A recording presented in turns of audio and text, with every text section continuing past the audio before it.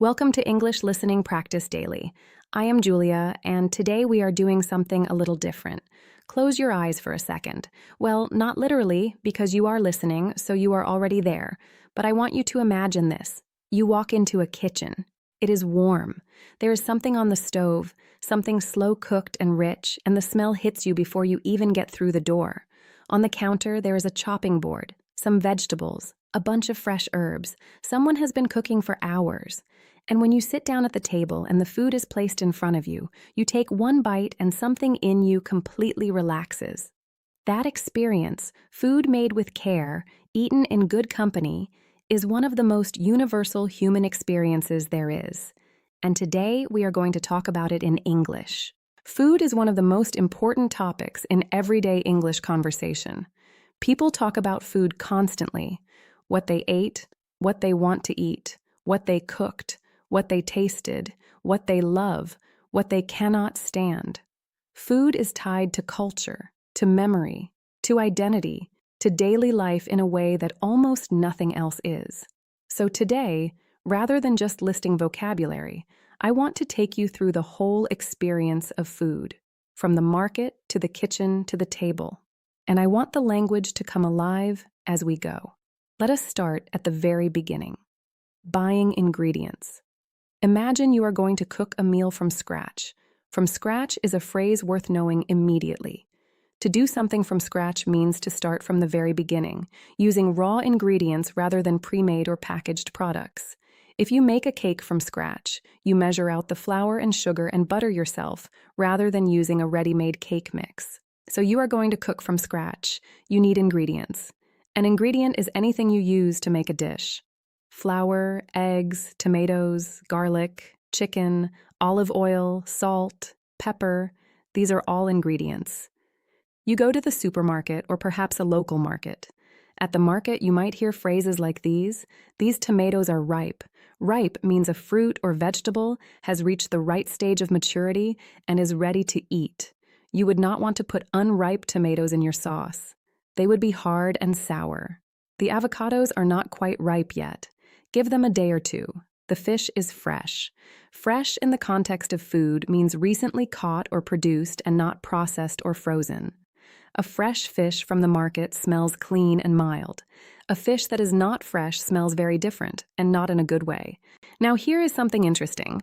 The word fresh in food English can mean different things in different contexts.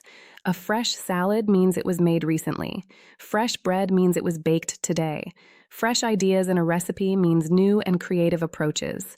The word does a lot of work in food language. You pick up your ingredients. Now, let us get into the kitchen. The first thing you do in most recipes is prepare your ingredients. This stage is sometimes called prep work, or prep for short. Chefs in professional kitchens are very serious about prep because good preparation makes the actual cooking much smoother. Here are the main ways we talk about cutting food in English. To chop means to cut something into pieces, usually roughly. You chop onions, you chop herbs, you chop vegetables for a stew. To dice means to cut something into small, even cubes. Diced onion is cut into neat, small squares. It is more precise than chopping. To slice means to cut something into flat pieces. You slice bread, you slice tomatoes, you slice a cucumber. To mince means to cut something into very tiny pieces. Minced garlic is so finely cut it is almost a paste. You can also buy minced meat, which is meat that has been ground very finely. To grate means to shred something against a grater, which is a tool with lots of small, sharp holes. You grate cheese, you grate carrots, you grate lemon zest. To peel means to remove the outer skin of something.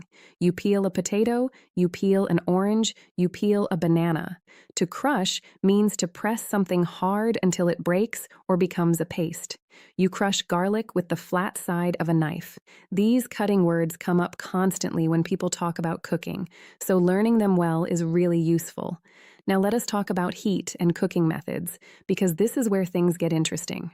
To boil means to cook something in water that is at 100 degrees Celsius, where the water is bubbling vigorously. You boil pasta, you boil eggs, you boil potatoes.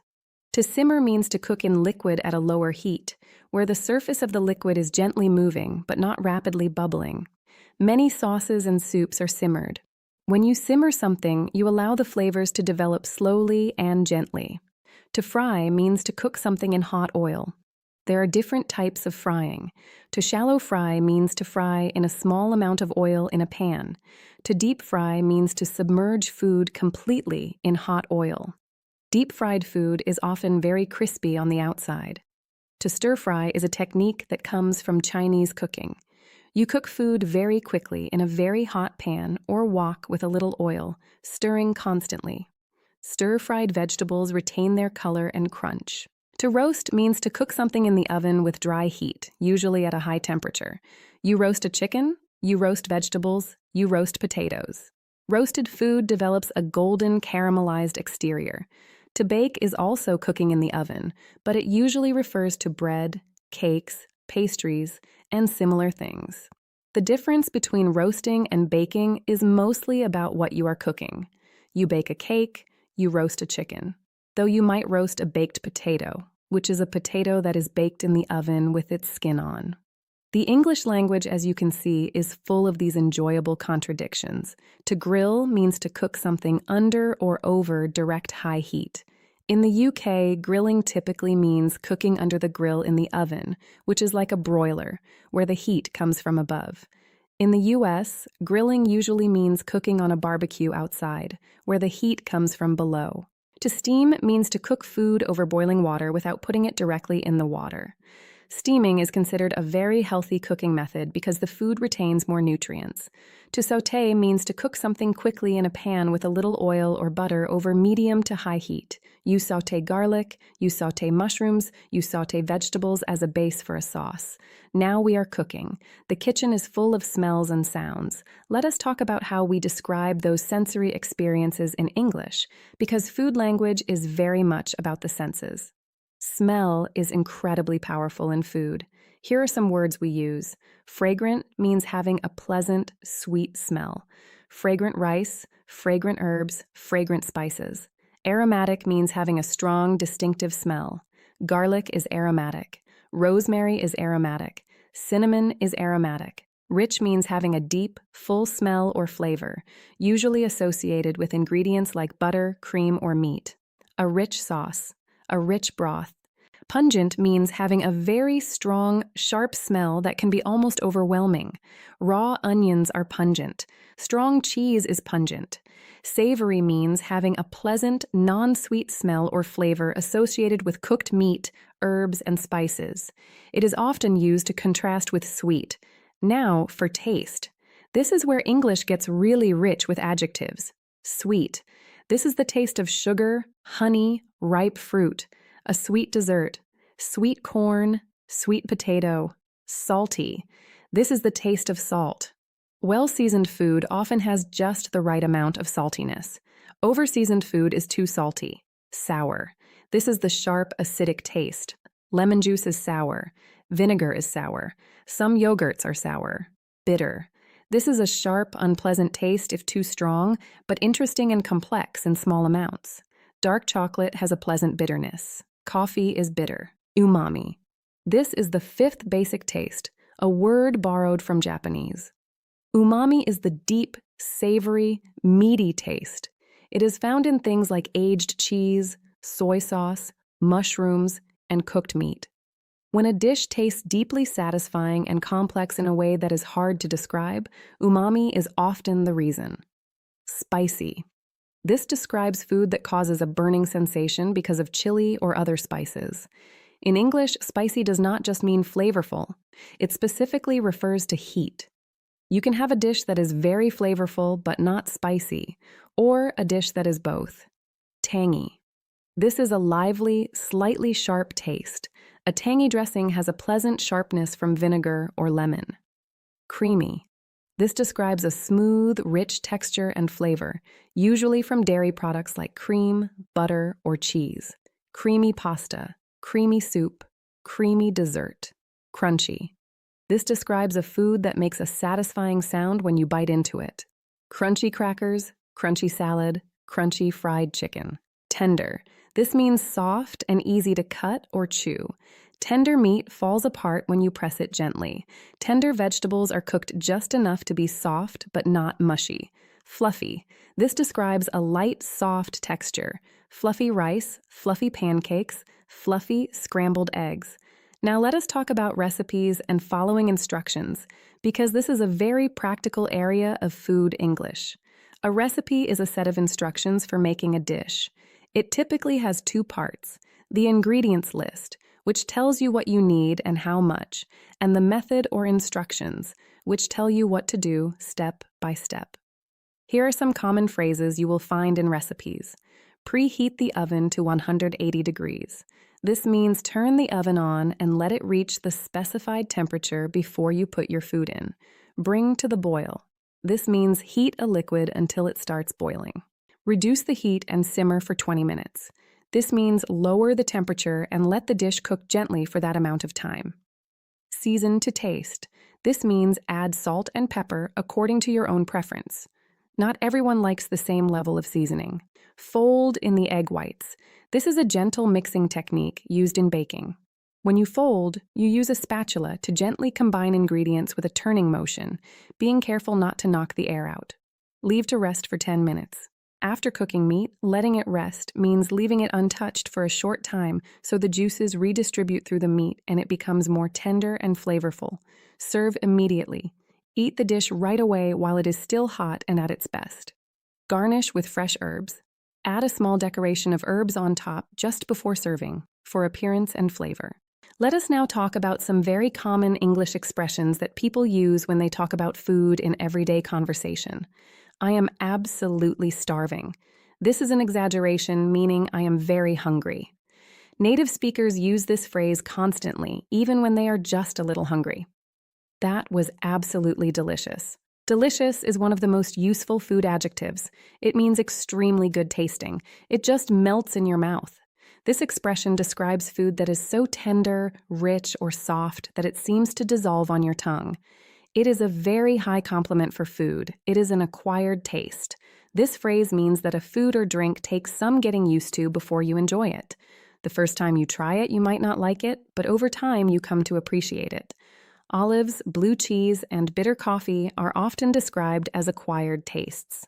Now let us talk about food culture and how people bond over food, because this is a huge part of why food vocabulary matters beyond just cooking. In almost every culture in the world, sharing a meal is an act of connection. Inviting someone to your home for dinner is an act of trust and generosity. Cooking for someone is one of the most intimate things you can do. There is something deeply human about the act of preparing food for other people and watching them enjoy it. In English-speaking cultures, there are a lot of expressions around hospitality and food. Make yourself at home. Help yourself to anything in the kitchen. This phrase is used when you want a guest to feel comfortable and free to take what they want without asking. Can I get you something to eat? This is a standard offering to a guest. Dinner is served. A slightly formal way of announcing that a meal is ready. Tuck in. This is a very British expression, meaning start eating, enjoy your food. It is warm and informal. Leave room for dessert. A friendly warning not to eat so much of the main course that you cannot enjoy the sweet course at the end. It is nothing fancy, just a simple home-cooked meal.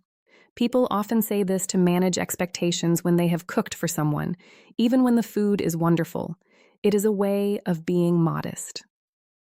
Now I want to talk about eating out, because going to a restaurant or cafe is a major social experience, and there is a lot of language involved. When you arrive at a restaurant in English, you might hear, "Do you have a reservation?" A reservation is when you book a table in advance by calling or going online. Table for two? The host is asking how many people are in your group. Right this way. Follow me to your table. Can I take your order? The waiter is ready to hear what you would like to eat and drink. What are the specials today? Specials are dishes that are not on the regular menu, prepared fresh that day. I will have the pasta, please. A natural way to order. I will have or I would like are both polite and commonly used. Can I get this without the onions? A polite way to ask for a modification to a dish. Could we get the bill, please? In British English, you ask for the bill at the end of a meal. In American English, you ask for the check. Shall we split it? This means divide the bill equally between the people at the table. It is on me. This phrase means, I am paying for everyone. My treat. Let me get this one. Meaning, I will pay this time. Now let me close today with something I think about quite often, which is the way food connects us to who we are. Every person has food memories, the smell of something cooking that instantly takes you back to a specific moment, a dish that tastes like home even when you are far from it, a meal shared with someone you love that you can recall in complete sensory detail years later. In English, there is a beautiful word for this kind of food memory. It is nostalgia, and food is one of the most powerful triggers for nostalgia of any kind. The taste of a particular biscuit, the smell of a specific spice, the sound of something frying in a pan. These sensory experiences are stored in memory in a way that is almost immediate and physical.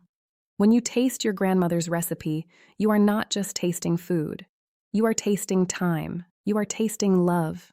You are tasting a whole world that lives in that dish. That is the magic of food. And that is why talking about food in any language is never just about the food. Reflection phrases to practice before our next episode. What is your favorite meal and why?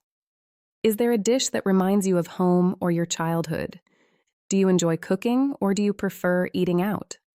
What is one food you would describe as an acquired taste for you? If you could share a meal with anyone in the world, who would it be and what would you cook? Think about these in English. Write them in a journal. Say them out loud. The more you practice forming full sentences about everyday topics like this one, the more natural and fluent your English becomes. Thank you for listening. I am Julia. This is English Listening Practice Daily. I will see you in the next episode. Now let us spend some time on talking about different types of cuisine, because this is vocabulary that comes up all the time in social conversation, especially when you are deciding where to eat or recommending a restaurant to someone. Cuisine is a word that simply means the style of cooking associated with a particular country or region. When you say Italian cuisine, you mean the food traditions of Italy. When you say Thai cuisine, you are talking about the cooking style and ingredients typical of Thailand. Here are some ways people talk about different cuisines in conversation. I am really into Japanese food at the moment. To be into something means to be enthusiastic about it, to enjoy it a lot. I have never tried Ethiopian food. Have you? I am a huge fan of Mexican food. A fan of something means you really enjoy it and appreciate it. I could eat Indian food every week. It never gets boring. French cuisine is technically very impressive, but sometimes it feels a little heavy for me. I am not really familiar with Georgian food. What is it like? That last phrase, what is it like, is incredibly useful. When someone mentions a food or cuisine you do not know, asking what is it like is the most natural way to get a description. And here are some ways you might answer that question. It is quite similar to Turkish food, actually. Lots of herbs and grilled meats and flatbreads. It is nothing like what you would expect. Very light, lots of fresh vegetables and citrus. It is hard to describe. It is kind of like a mix between Chinese and Indian, but with its own completely unique character. It is quite rich and hearty, perfect for cold weather. The words we use to describe cuisines and dishes are worth building up in your vocabulary because they help you participate fully in one of the most common types of social conversation in the English-speaking world, which is where should we eat tonight? Now let us talk about dietary preferences and restrictions, because this is a topic that comes up constantly in modern social and professional settings. Vegetarian means someone who does not eat meat or fish. Vegan means someone who does not eat any animal products at all. Pescatarian means someone who does not eat meat, but does eat fish. Gluten-free means avoiding gluten, a protein found in wheat, barley, and rye. Dairy-free means avoiding milk, cheese, butter, and other dairy products. Here are some phrases for navigating dietary needs in conversation. Do you have any dietary requirements? A polite and inclusive way to ask if someone has any food restrictions. I am vegetarian, so I just need to make sure there is something for me to eat. I have a nut allergy. Is there anything on the menu I should avoid? I do not eat pork for religious reasons. I am trying to eat more plant-based food, but I am not strictly vegan. Now let us also spend a moment on the language of cooking failures, because not everything in the kitchen goes to plan. I burned it. To burn something means to cook it so long or at such high heat that it becomes black and charred. I overcooked the chicken. Overcooked means cooked for too long, resulting in dry or tough food. I undercooked the pasta. Undercooked means not cooked long enough. It turned out too salty. I must have added too much salt. The whole dish was a bit bland. Bland means lacking in flavor. The opposite of bland is flavorful. The sauce split. When a sauce splits, the oil separates from the rest of the liquid. I set the smoke alarm off. A very common phrase in homes when cooking gets a little out of hand. Being able to laugh about kitchen disasters is actually a great social skill in English. Food mishaps are a universal experience, and sharing them with people is a quick way to connect. Now let me give you some phrases for sharing food experiences enthusiastically. Oh my goodness, you have to try this place. It is incredible. Honestly, the best meal I have had in years. Hands down. I have been dreaming about that dish ever since. You would not believe how good it was. I ate so much I could barely move. And I regret absolutely nothing. The flavors were just incredible. Every bite was something different. I went back the next day. That is how good it was. These enthusiastic phrases are very natural in everyday English conversation. Native speakers use them all the time. Do not be shy about using big expressions when you genuinely mean them. Thank you so much for spending this time with me today. Food is one of those topics that brings people together like almost nothing else. And now you have the language to talk about it fully, from the market to the kitchen to the table to the memories it creates. I am Julia. This is English Listening Practice Daily. Keep listening, keep learning, and I will see you in the next episode. Before we finish, I want to share something personal about my own relationship with food and cooking, because I think it will resonate with many of you. I did not grow up in a household where cooking was particularly celebrated. Meals were functional. You ate because you were hungry.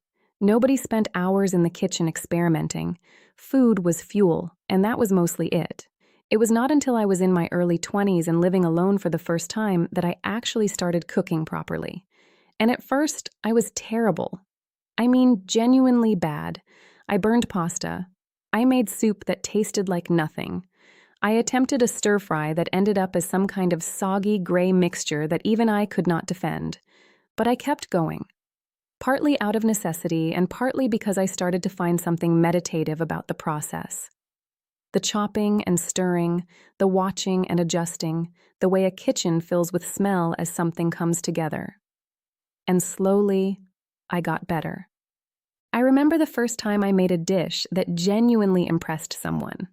It was a simple tomato sauce, nothing fancy, just onions and garlic softened in olive oil, tinned tomatoes, a pinch of sugar, some basil. But I had taken my time with it. I had let the onions go golden and soft before adding the tomatoes. I had let the whole thing simmer for 40 minutes until it was thick and deep and rich. And when my friend tasted it, she said, "Julia, this is incredible. What did you put in it?" And I said, "Just tomatoes." That moment taught me something important about cooking. The difference between a good dish and an ordinary one is rarely about exotic ingredients or complicated techniques. It is almost always about patience and attention, about tasting as you go, about caring. I think that is also a lesson about language learning, actually. The difference between speaking English with confidence and struggling is rarely about intelligence or talent. It is about patience, about showing up consistently, about listening carefully and not being afraid to make mistakes in the kitchen or in conversation. Every great cook started out burning things. Every fluent speaker started out stumbling. That is how it works. So keep going, keep listening, keep practicing, and maybe try that tomato sauce this week. Low heat, lots of time, a little sugar. You will not regret it. One last thing worth mentioning is the social language around sharing food with others, because this is where food becomes a genuine act of love and community. In many cultures, refusing food that is offered by a host is considered impolite. In English-speaking contexts, there are polite ways to decline food that avoid causing offense. That looks wonderful, but I am completely full. Thank you so much. I would love to, but I actually have a food allergy. Thank you for offering. Just a small amount, please. I want to save room for the rest of the meal. Oh, go on then, just a little. This is a warm, slightly playful way of accepting food you were initially hesitant about, and phrases for offering food to others. Please, help yourself. There is plenty. Would you like more? I insist. I made way too much. You have to take some home. Did you get enough? Are you sure you would not like more? These phrases are small, but they carry a lot of warmth. They are the language of hospitality and generosity. Food is not just fuel. It is culture. It is memory. It is love. And now you have the English words for all of it. Thank you for being here today. I am Julia, and this is English Listening Practice Daily. See you next time.